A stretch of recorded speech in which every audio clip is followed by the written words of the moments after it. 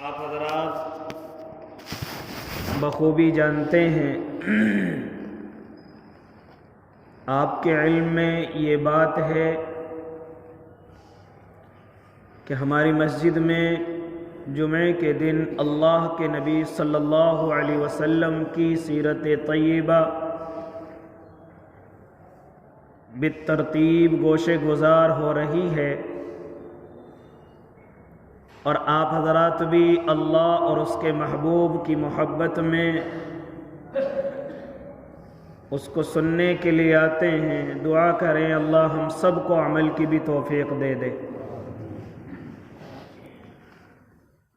اللہ کے نبی صلی اللہ علیہ وسلم کے جو 11 نکاح ہیں، ان کے تعلق سے آپ حضرات کے سامنے گفتگو ہو رہی ہے۔ 6 نکاحوں کا تذکرہ آپ حضرات کے روبرو ہو چکا ہے۔ اب 7ویں نکاح کے تعلق سے اس ہفتے ارادہ ہے کہ آپ سے گفتگو کر لی جائے، اور ساتھ ساتھ میں یہ بھی بتلا دیا جائے کہ اس نکاح کو آپ حضرات کے سامنے لانا یہ نہایت ہی ضروری ہے، کیونکہ یہ 7واں نکاح میرے اور آپ کے آقا کا وہ ہے جس کو دشمنان اسلام نے بڑا ذلت کی نظروں سے دیکھنے کی کوشش کی، شریعت کا مذاق اڑانے کی کوشش کی، اور میرے اور آپ کے آقا صلی اللہ علیہ وسلم پر الزام تراشی کی کوشش کی کہ جس کو ہم میڈیا پر یا سوشل میڈیا پر یا اسی طریقے سے جب کبھی دشمنان اسلام کی باتوں کو سنتے ہیں یا ان سے بحث کرتے ہیں، اور وہ لوگ خیانت سے کام لیتے ہیں اور یہ عرض کرتے ہیں کہ تمہارے نبی محمد عربی نے اپنے بیٹے کی بیوی سے نکاح کر لیا تھا، اور وہ الزام لگاتے ہیں حالانکہ ان کے پاس کوئی علم نہیں، حالانکہ انہیں حکمت عملی کا معلوم نہیں، حالانکہ وہ جانتے نہیں۔ اس لیے اس تعلق سے کہ جو لوگوں نے شور مچایا اور پوری دنیا کے اندر اپنے آپ کو یہ سمجھا کہ ہم محمد عربی کی غلطی نکالنے میں نعوذ باللہ کامیاب ہو گئے، ان لوگوں کو ہم سمجھانا چاہتے ہیں، بلکہ میں نہیں، میرا اور آپ کا اللہ ان کو سمجھا رہا ہے اور ان کو بتلا رہا ہے کہ یہ جو تم شور مچاتے ہو یہ شور مچانا غلط ہے، لہذا وہ محمد عربی کے اصل بیٹے کی نہیں بلکہ ان کے منہ بولے بیٹے کی بیوی تھی۔ لہذا میرے بھائی یہ 7واں نکاح کن سے فرمایا؟ یہ 7واں نکاح حضرت زینب بنت جحش رضی اللہ تعالی عنہ، ہاں انہی سے آپ صلی اللہ علیہ وسلم نے 7واں نکاح فرمایا۔ کون ہے حضرت زینب بنت جحش رضی اللہ تعالی عنہ؟ تو ہم سیرت کی کتابوں میں معلوم کریں گے، ہم سیرت کی کتابوں کو اگر کھول کر کے دیکھیں گے اور کتابوں کی ورق گردانی کریں گے تو ہمیں معلوم ہوگا یہ آپ صلی اللہ علیہ وسلم کی پھوپھی جو امیمہ بنت عبد المطلب ہیں، یہ ان کی بیٹی ہیں، یعنی یہ آپ کی پھوپھی زاد بیٹی ہیں، بہن ہیں، لہذا یہ وہ حضرت زینب بنت جحش ہیں جو خود اللہ کے نبی کے خاندان سے تعلق رکھتی ہیں، انہی کے نسب و نسب سے تعلق رکھتی ہیں، لہذا ہاں آپ کے جو مبولے بیٹے ہیں جن کو حضرت زید بن حارثہ کے نام سے جانا گیا، آپ حضرت زید سے بڑی محبت کرتے ہیں، آپ حضرت زید کو اکثر اپنی جگہ ساتھ رکھتے ہیں، لہذا بڑے بڑے قافلوں میں آپ نے ان کو امیر بنا کر کے بھیجا ہے، یہاں تک کہ جب آپ دنیا سے رخصت ہو رہے تھے تو آپ نے حضرت زید کے بیٹے کو اسامہ بن زید رضی اللہ تعالی عنہ کو آپ نے امیر بنایا تھا۔ لہذا میرے بھائی یہ حضرت زید بن حارثہ وہی ہیں کہ جب آپ عید کی نماز پڑھنے کے لیے جا رہے تھے اور یہ معصوم سا بچہ رو رہا تھا اور آپ ان کو اپنے گھر لے کر کے گئے تھے، کپڑے پہنائے تھے اور ان کو زید بن محمد کا نام دیا تھا۔ ہاں یہی حضرت زید بن حارثہ ہیں، لہذا آپ ان سے اتنی محبت کرتے تھے، آپ ان سے اتنی دلجوئی رکھتے تھے، لہذا جب آپ جوان ہو گئے، آپ زید رضی اللہ تعالی عنہ بڑے ہو گئے، تو لہذا آپ نے حضرت زینب بنت جحش سے ان کے نکاح کا ارادہ فرمایا۔ حالانکہ حضرت زید غلام ہیں، خاندانی غلام نہیں، بلکہ کسی نے پکڑ کر کے بازار میں بیچ دیا، اور پھر وہ تفصیلی گفتگو بعد میں ہوگی۔ پھر وہ آپ صلی اللہ علیہ وسلم کی ملکیت میں آئے، آپ نے ان کو آزاد کر دیا، آزاد کر کے اپنے پاس ہی رکھ لیا، لہذا خاندانی غلام نہیں تھے۔ لہذا میرے بھائی، اللہ کے نبی حضرت زید سے بڑی محبت فرمایا کرتے تھے، لہذا آپ نے حضرت زینب بنت جحش رضی اللہ تعالی عنہا سے ان کا نکاح کا پیغام بھجوایا کہ اے زینب،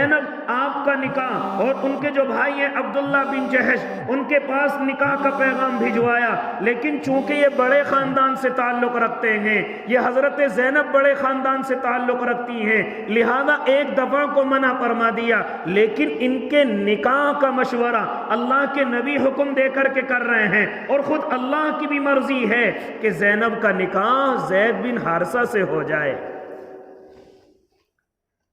جب حضرت زینب کے بھائی عبداللہ بن جحش نے منع کر دیا، اور حضرت زینب بھی نہیں چاہتی کہ میرا کسی غلام سے، یا جس پر غلام کا نقطہ لگا ہوا ہے، اس سے میرا نکاح ہو جائے۔ عرب میں اس کو عیب سمجھا جاتا تھا، عرب میں اس کو معیوب سمجھا جاتا تھا کہ کوئی آزاد عورت کسی غلام کے نکاح کے اندر جائے، اس کو عیب سمجھا جاتا تھا۔ لیکن میرے اور آپ کے اللہ کی طرف سے حکم آیا، وَمَا كَانَ لِمُؤْمِنٍ وَلَا مُؤْمِنَةٍ إِذَا قَضَى اللَّهُ وَرَسُولُهُ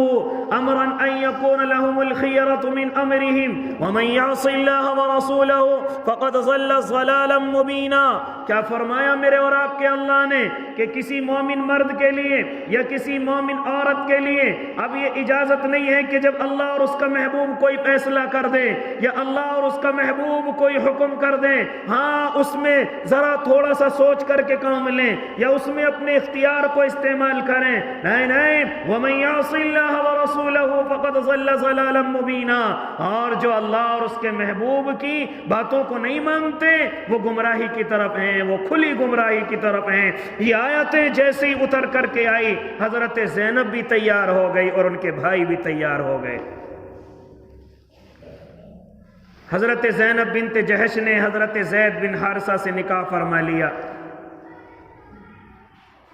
لیکن چونکہ دل کے اندر یہی بات رہتی تھی کہ یہ غلام ہیں، میں بڑے خاندان سے ہوں، یہ غلام ہیں، میں عرب کے بڑے شریف اور بنو ہاشم قبیلے سے تعلق رکھتی ہوں، تو اس طرح کی چونکہ انسان کی فطرت ہوتی ہے، کبھی کبھی انسان کی فطرت نہیں نکل پاتی، لہذا میرے بھائی آپ میں دونوں میں بات نہیں بنتی تھی۔ حضرت زینب حضرت زید کو پسند نہیں فرماتی تھی، چونکہ آپ پر غلامی کا توق لگا ہوا ہے، لہذا آپ ان کو پسند نہیں فرماتی تھی۔ حضرت زید اللہ کے نبی کی خدمت میں حاضر ہوتے تھے اور آ کر کے عرض کرتے تھے، یا نبی اللہ، زینب مجھے عزت نہیں دیتی ہیں، زینب میری قدر نہیں کرتی ہیں۔ میرے اور آپ کے آقا سے آ کر کے ارشاد فرماتے تھے، یا نبی اللہ، میرا دل چاہتا ہے کہ میں ان کو طلاق دے دوں، یا نبی اللہ، میں ان کو چاہتا ہوں کہ عزت کے ساتھ ان کو میں روانہ کر دوں، لیکن میرے اور آپ کے آقا ارشاد فرماتے تھے، اے زید، بڑی خوشامد اور درآمد سے بڑے حکم کر کے ہم نے زینب کو تیار کیا ہے، اب وہ آپ کے نکاح میں آ چکی ہیں، لہذا تم طلاق مت دینا، اور لہذا اپنی طرف سے کوئی اختیار نہ کرنا، ان کو طلاق نہ دینا۔ ایک تو داغ ان کو یہ لگ گیا کہ غلام کی بیوی ہیں، اور دوسرا یہ لگ جائے گا کہ وہ مطلقہ ہو گئی ہیں، وہ طلاق شدہ ہو گئی ہیں، لہذا زید تم طلاق مت دینا۔ یہ بار بار حضرت زید اللہ کے نبی کی خدمت میں حاضر ہوتے تھے اور آ کر کے عرض کرتے تھے، یا نبی اللہ، زینب میری قدر نہیں کرتی ہے، میری عزت نہیں کرتی ہے، مجھ سے غلاموں کو جیسا سلوک کرتی ہے، اللہ کے نبی میرا دل چاہتا ہے کہ میں اس کو طلاق دے دوں، لیکن میرے آقا بار بار منع فرما دیا کرتے تھے۔ ادھر اللہ رب العزت کی طرف سے میرے اور آپ کے آقا کو وحی کے ذریعے سے یہ پیغام پہنچ گیا کہ اگر زید اپنی بیوی کو طلاق دے دیتے ہیں، اے محمد عربی، اب زینب کی دلجوئی کے لیے یہ تمہاری ذمہ داری ہے کہ تم خود ان سے نکاح کرو، کیونکہ یہ توق لگ جائے گا کہ مطلقہ ہو گئی ہیں۔ لہذا اے محمد عربی، اللہ کی طرف سے وحی نازل ہو رہی ہے کہ آپ ان سے نکاح فرمائیں گے، لہذا یہ خبر میرے اور آپ کے آقا کو پہلے ہی معلوم ہو چکی ہے، لیکن آقا لوگوں سے نہیں بتلاتے ہیں، آقا لوگوں میں اعلان نہیں فرماتے ہیں، بلکہ اس حکم کے اترنے کے بعد بھی آپ اس بات کو چھپائے رکھتے ہیں اور حضرت زید کو یہی سمجھاتے رہتے ہیں، اے زید ہاں تم طلاق نہ دینا، اے زید حضرت زینب کو اپنے نکاح سے نہ نکالنا، وہ بڑی تقوی اور طہارت کی مالک ہیں، وہ بڑی جود و سخا کی مالک ہیں، وہ بڑی عبادت گزار ہیں، لہذا تم انہیں طلاق مت دینا۔ میرے بھائی، ایک دن ایسا ہوا کہ اللہ کے نبی کے پاس حضرت زید بیٹھے ہوئے تھے اور آ کر کے فرمایا، یا نبی اللہ، آج مجھ سے بالکل برداشت نہ ہو سکا، آج میں بالکل اپنے ضبط کے بندھن کو توڑ چکا ہوں اور میں حضرت زینب کو طلاق دے چکا ہوں۔ چنانچہ اللہ کے نبی، میں نے حضرت زینب کو طلاق دے دیا ہے، میں ان کو اپنے نکاح میں نہیں رکھنا چاہتا اور وہ بھی میرے نکاح میں رہنا نہیں چاہتی ہیں، لہذا آقا میں ان کو طلاق دے کر کے آ گیا ہوں۔ چنانچہ جیسے حضرت زید نے آ کر کے اللہ کے نبی کی خدمت میں یہ عرض کیا، یا نبی اللہ، میں اپنی بیوی حضرت زینب کو طلاق دے کر کے آ گیا ہوں، چنانچہ اللہ کے نبی پر پہلی حکم نازل ہو چکا تھا، اور حکم نازل نہیں بلکہ اللہ کی طرف سے یہ حکم آیا تھا، فَلَمَّا قَضَى زَيْدٌ مِّنْهَا وَطَرًا زَوَّجْنَاكَهَا لِكَيْ لَا يَكُونَ عَلَى الْمُؤْمِنِينَ حَرَجٌ۔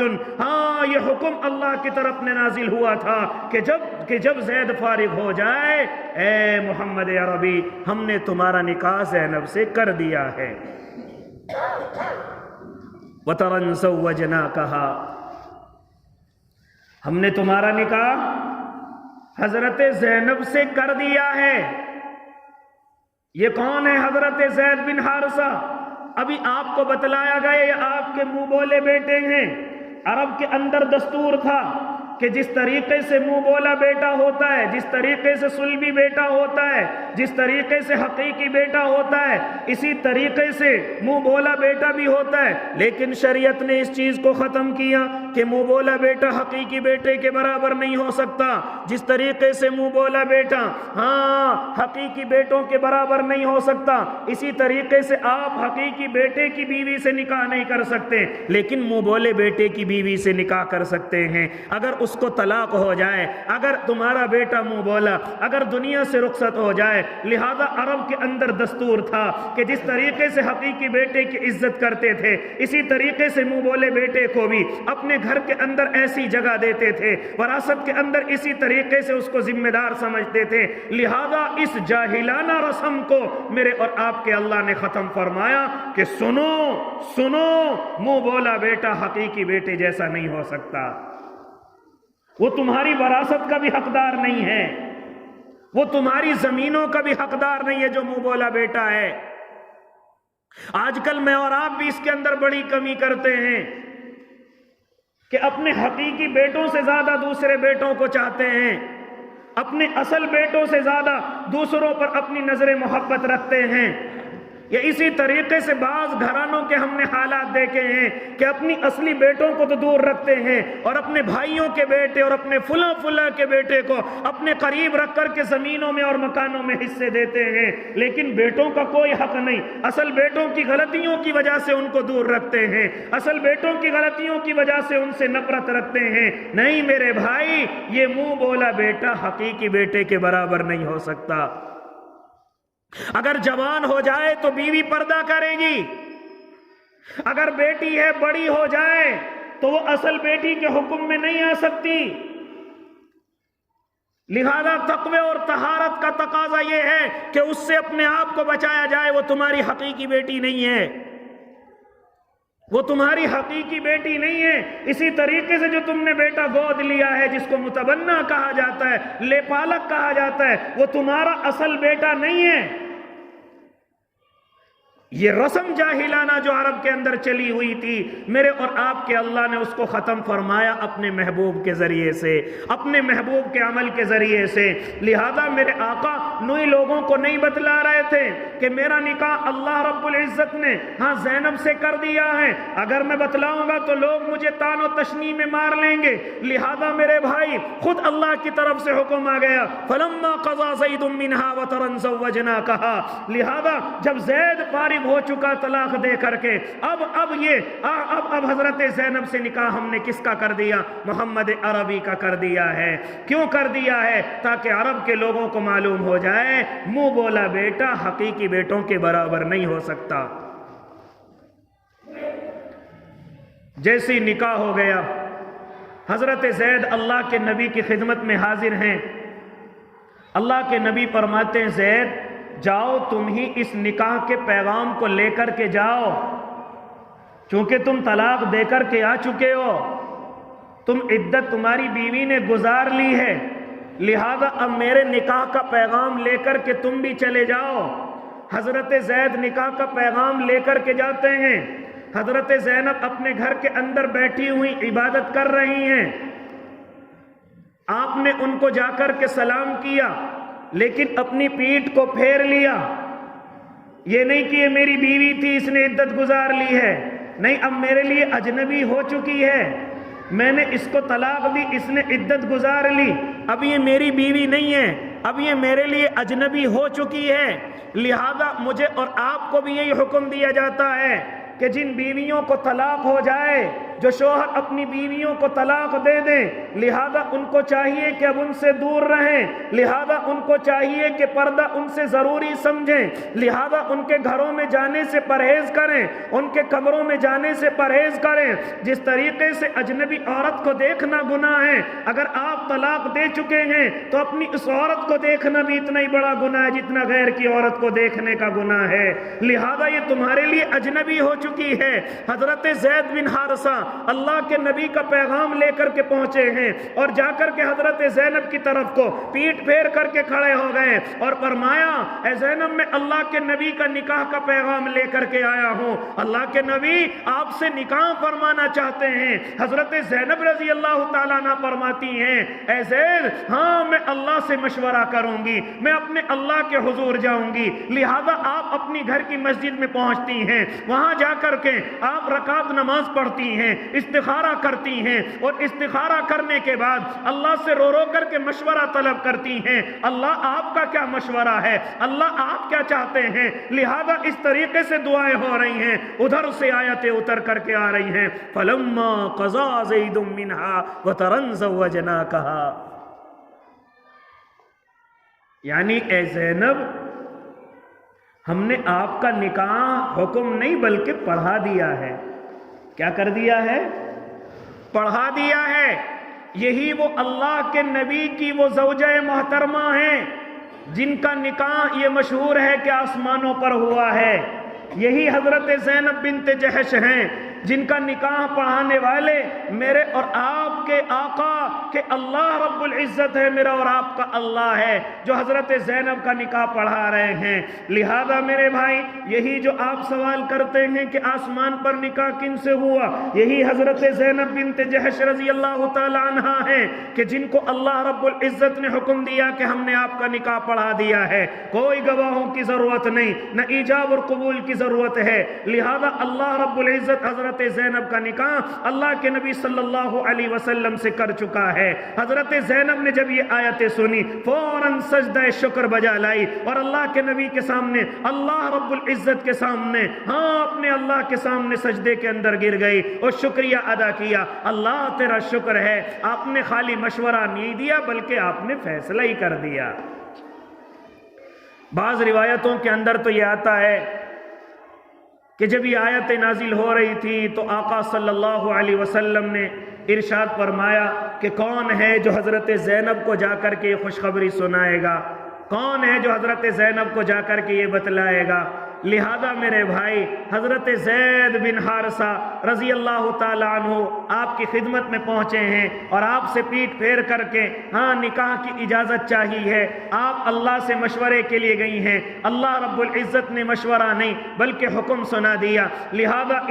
ادھر یہ فیصلہ ہو رہا ہے, ادھر میرے اور آپ کے آقا صلی اللہ علیہ وسلم حضرت زینب کے گھر پر پہنچتے ہیں. آپ نے چہرہ نہیں دیکھا تھا, لہذا آپ نے معلوم کیا ہاں آپ کا نام کیا ہے, تو انہوں نے بتایا کہ میرا نام برہ ہے. آپ نے برہ نام تبدیل کیا اور آپ نے زینب نام رکھا. ہاں یہی حضرت زینب بنت جہش ہے. لہذا میرے بھائی اس نکاح کے اندر اللہ کی طرف سے بڑی مصلحتیں ہیں اور بڑا سبق مجھے اور آپ کو دیا ہے. اور سبق کے ساتھ ساتھ جو جاہلوں کی رسمیں چلی آ رہی تھی کہ منہ بولے بیٹے سے نکاح نہیں کر سکتے, جو منہ بولا بیٹا ہے وہ حقیقی بیٹے کی طرح ہے. لہذا اس رسم بد کو میرے اور آپ کے اللہ کو ختم کرنا تھا, اور اس رسم کو ختم کرانے کے لیے خود اللہ کے نبی سے عمل کرایا کہ آپ اپنے منہ بولے بیٹے سے نکاح کریں. لہذا جیسے ہی میرے اور آپ کے آقا نے نکاح فرمایا, منافقین نے شور مچانا شروع کر دیا, دین کے دشمنوں نے شور مچایا. ارے ویسے تو محمد عربی کہتے ہیں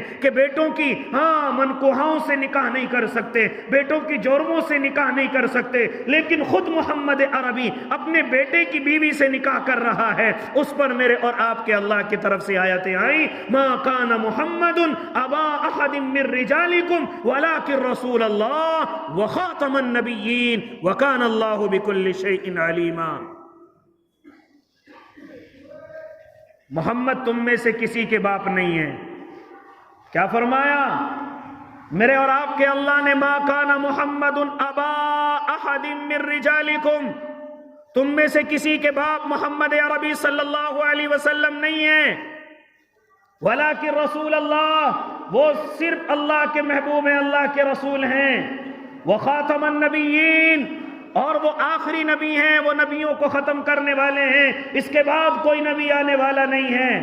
وَكَانَ اللَّهُ بِكُلِّ شَيْءٍ عَلِيمًا. ہاں یہ جو تم شور مچا رہے ہو کہ اللہ کے نبی صلی اللہ علیہ وسلم نے اپنے بیٹے کی بیوی سے نکاح کر لیا ہے, خبردار محمد عربی کسی کے باپ نہیں ہیں, محمد عربی کے کوئی بیٹا نہیں ہے. کوئی اگر یہ کہے کہ محمد عربی میرے باپ ہیں, لہذا وہ تمہارے نسبی باپ نہیں ہو سکتے, روحانی باپ ضرور ہو سکتے ہیں, لیکن وہ تمہارے اصل باپ نہیں ہیں. یہ میرے اور آپ کے اللہ نے صاف طریقے سے نازل فرما دیا, ما کان محمد ابا احد من رجالکم ولکن رسول اللہ وخاتم النبیین وکان اللہ بکل شیء علیما. کیوں شور مچا رہے ہو کہ اپنے بیٹے کی بیوی سے نکاح کر لیا؟ کوئی محمد عربی کے بیٹا نہیں ہے. اللہ کے نبی صلی اللہ علیہ وسلم نے جب حضرت زید بن حارثہ کو اپنا منہ بولا بیٹا بنایا تھا, اور لوگ ان کو کہنے لگے تھے کہ زید بن محمد, زید ابن محمد, تو میرے اور آپ کے اللہ کی طرف سے یہی فرمان نازل ہوا تھا, محمد کسی کے باپ نہیں ہیں, کسی لڑکے کے باپ نہیں ہیں. اس لیے میرے بھائی آج میں اور آپ بھی اس طرف چلے جاتے ہیں, کسی کو منہ بولا بیٹا بنا لیتے ہیں اور اس کے بعد اپنے اصل بیٹوں کو بھول جاتے ہیں. میرے سارے مال کا مالک وہی ہے جس کو میں نے اپنا بیٹا بنایا ہے, جس نے میری خدمت کی ہے. نہیں میرے بھائی, جو آپ کا منہ بولا بیٹا ہے وہ آپ کے بیٹوں کے برابر نہیں ہو سکتا, وہ آپ کی وراثت کا حقدار نہیں ہو سکتا, وہ آپ کی زمینوں اور دکانوں کا حقدار نہیں ہو سکتا. لہذا اسی طریقے سے اس کو وراثت میں بھی حصہ نہیں دیا جائے گا. جو آپ کے اصل بیٹے انہی کو حصہ دیا جائے گا. یہاں ایک بات میں اور بتلاتا چلوں, جب باپ دنیا کے اندر موجود ہوتا ہے, آج کل کی اولادیں اپنے باپ سے حصہ مانگنے کے لیے زبردستی ان کے سامنے کھڑی رہتی ہیں اور اپنے باپ کو حکم سناتی ہیں, لڑائی کرتی ہیں, جھگڑے کرتی ہیں. یاد رکھنا یہ متفقہ فیصلہ ہے, یاد رکھنا یہ فقہی مسئلہ ہے. جب تک باپ اس دنیا کے اندر موجود ہے اولاد کو حق نہیں ہے کہ وہ اپنا حصہ مانگے، اور نہ اولاد کا کوئی حصہ ہوتا ہے جب تک باپ دنیا کے اندر موجود ہے۔ ہاں، بیٹے کا کوئی حصہ ابھی نہیں ہے، لہذا وہ تمام کا تمام ابھی باپ کا ہے، تمام کا تمام مالک ابھی باپ ہے۔ لہذا سن لے نوجوان، جو اپنے باپ کو پریشان کرتے ہیں، جو اپنی ماں کو پریشان کرتے ہیں، اور ذرا سا نکاح ہوتے ہی ہاں دوسرے دن یہ سوال کرنے لگتے ہیں، ابا جان لاؤ ہمارا حصہ دے دو، اپنی ماں کی جا کر کے خوشامد کرتے ہیں، باپ سے کہو کہ میرا حصہ دے دو، تمہارا کوئی حصہ ابھی نہیں ہے۔ جب تک باپ دنیا کے اندر موجود ہے، اولاد کا کوئی حصہ ابھی نہیں ہے۔ حصہ کب تقسیم ہوتا ہے؟ جب باپ دنیا سے رخصت ہو جائے۔ وراثت کب بنتی ہے؟ جب باپ دنیا سے چلا جائے۔ اب آپ اس کے مرتے ہی فوراً حصے تقسیم کر سکتے ہیں۔ یہ نہ سمجھیں کہ ابھی تو قبر کی مٹی بھی نہیں سوکھی ہے، یا ابھی تو باپ کا جنازہ بھی نہیں گیا ہے، اب اس کے مالک تم ہو۔ لیکن جب تک باپ زندہ ہے، اولاد باپ کی زمین کا یا جائیداد کا حصے دار نہیں ہے۔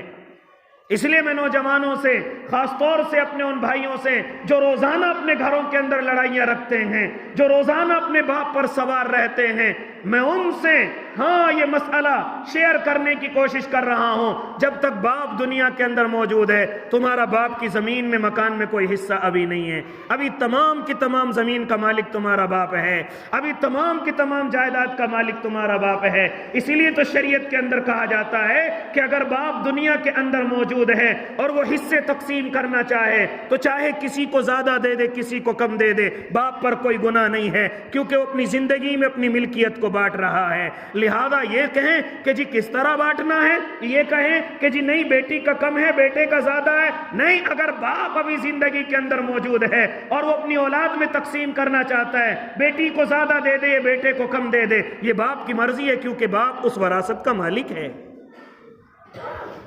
مسئلہ سمجھ آ گیا؟ اس لیے میرے بھائی، خاص طور سے آج کل ہمارے گھروں کے اندر یہ لڑائیاں ہیں۔ کمانا تو بس کی نہیں ہے نوجوانوں کے، محنت کرنا تو، مزدوری کرنا تو بس میں نہیں ہے۔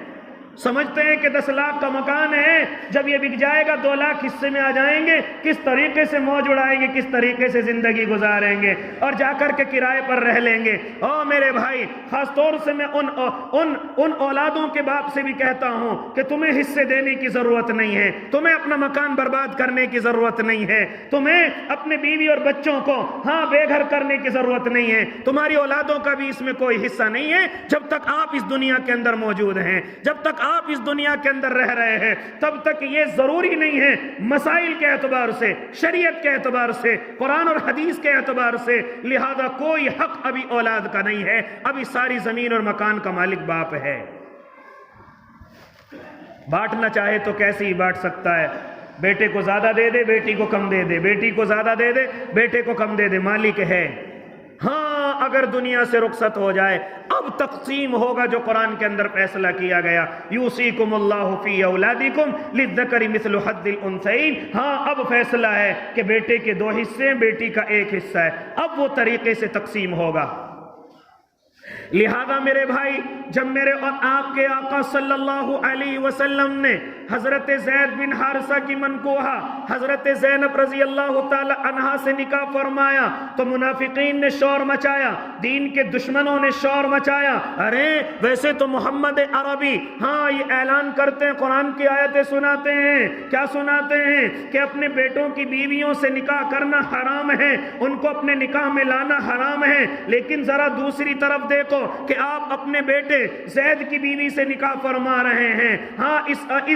اس بات پر میرے اور آپ کے اللہ کی طرف سے جواب آیا، ما کان محمد ابا احد من رجالکم، محمد عربی تم میں سے کسی کے باپ نہیں ہے، کسی مرد کے باپ نہیں ہے، محمد عربی کے بیٹیاں ہیں وہ الگ ہیں، لہذا جب کسی کے باپ نہیں ہے تو زینب بھی ان کے بیٹے کی بیوی نہیں ہے، بلکہ منہ بولا بیٹا ہے، اور منہ بولے بیٹے کی بیوی سے باپ نکاح کر سکتا ہے۔ کیا کر سکتا ہے؟ نکاح کر سکتا ہے۔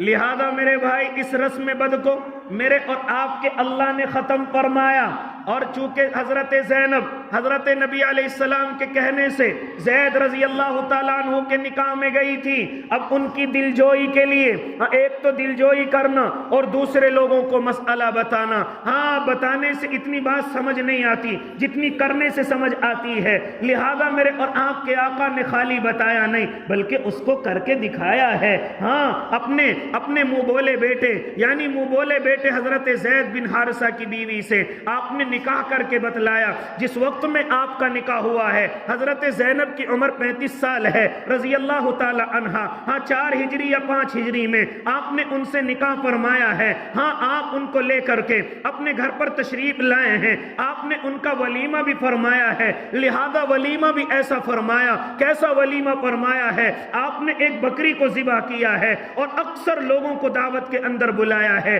اکثر لوگوں کو اس ولیمے کی دعوت دی ہے، لہذا میرے بھائی اکثر صحابہ اس ولیمے کی دعوت میں پہنچے ہیں تاکہ لوگوں کو معلوم ہو جائے۔ آج جاہلوں کی رسم ختم ہو چکی ہے، آج جو ایک رسم چلی ہوئی آ رہی تھی کہ منہ بولا بیٹا حقیقی درجے میں ہوتا ہے، اس رسم کو ختم کیا جائے۔ منہ بولا بیٹا حقیقی نہیں ہو سکتا، منہ بولا بیٹا سلبی نہیں ہو سکتا، منہ بولا بیٹا وراثت کا حقدار نہیں ہو سکتا، منہ بولا بیٹا گھر کا مالک نہیں ہو سکتا، منہ بولا بیٹا تمہارے اصلی بیٹوں کے اوپر نہیں ہو سکتا، آپ کے اصلی بیٹے اصلی رہیں گے، لہذا منہ بولا بیٹا آپ کے اصلی بیٹوں کے برابر نہیں ہو سکتا۔ اسی لیے اگر وہ اپنی بیوی کو طلاق دے دے یا تمہارے منہ بولے بیٹے کا انتقال ہو جائے تو آپ اس بیٹے کی بیوی سے نکاح کر سکتے ہیں، لیکن یہاں یہ مسئلہ سمجھ لیا جائے کہ آپ کی بیوی نے اس بچے کو دودھ نہ پلایا ہو، کیا نہ پلایا ہو، ورنہ پھر حرمت رضاعت ثابت ہوگی۔ اس لیے اگر دودھ پلایا آپ کی بیوی نے کسی منہ بولے بیٹے کو یا بیٹی کو، وہ تو اب حرمت رضاعت کی وجہ سے حرام ہو جائے گی، یہ مسئلہ بھی یہاں ذہن میں رکھیں۔ لہذا میرے بھائی آپ صلی اللہ علیہ وسلم نے